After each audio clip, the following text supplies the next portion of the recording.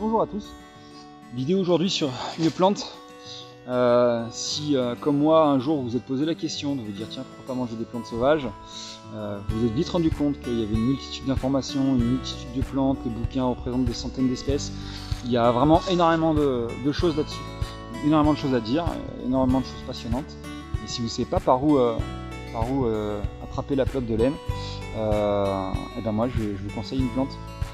J'attire votre attention sur une plante qui est omniprésente, qui est assez polyvalente, qui pousse toute l'année, elle pousse dans tous les biotopes, sauf peut-être dans les sous-bois et dans les forêts, quoi qu'on peut encore la trouver le long des chemins, le long des GR, les sentiers de randonnée, tout ça.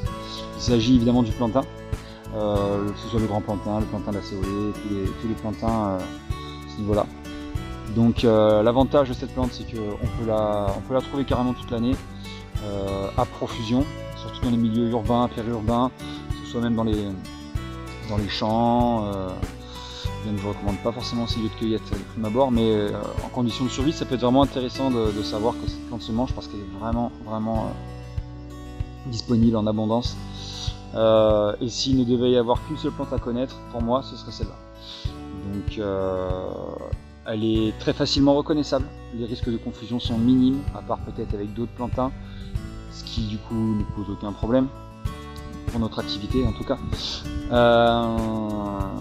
Les risques de confusion là sont quasi inexistants, à vous de vous renseigner là-dessus, chercher d'autres sources de données, acheter des bouquins, amusez-vous à la reconnaître, peut-être sur un cycle entier, sur une année, regardez, cherchez-en dans votre jardin si vous avez un jardin ou quand vous vous baladez, et amusez-vous à les reconnaître à différents stades. C'est vraiment ça qui va faire la différence. Je trouve que c'est très intéressant d'observer les plantes au printemps et en été. Tous les gens qui font de la cueillette pour les plantes sauvages vont vous conseiller de récolter au printemps. C'est là où la plante est la meilleure, c'est là où elle est la plus jeune et tout généralement. Ce qui n'est pas forcément faux, cependant c'est quand même pas là où c'est le plus facile de la reconnaître. Donc de prime abord, quitte à vous exercer, donc il n'y a pas d'urgence, allez pas vous prendre des risques. Voilà, observez une plante, tiens on dirait du plantain, tout ça, regardez, observez, c'est pas la peine de goûter tout ce que vous trouvez en disant tiens c'est peut-être du plantain ou autre chose, hein.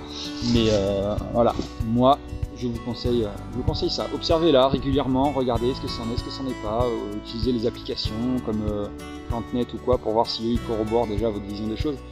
Et beaucoup de bases de données écrites, il y a des bouquins qui sont pas mal. Les bouquins de François Coupland ou des trucs comme ça, où il y a beaucoup de vidéos aussi sur internet qui vont en parler.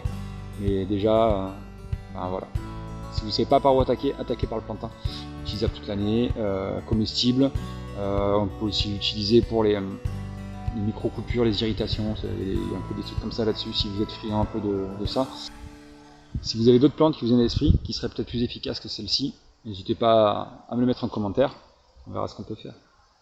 Bon courage.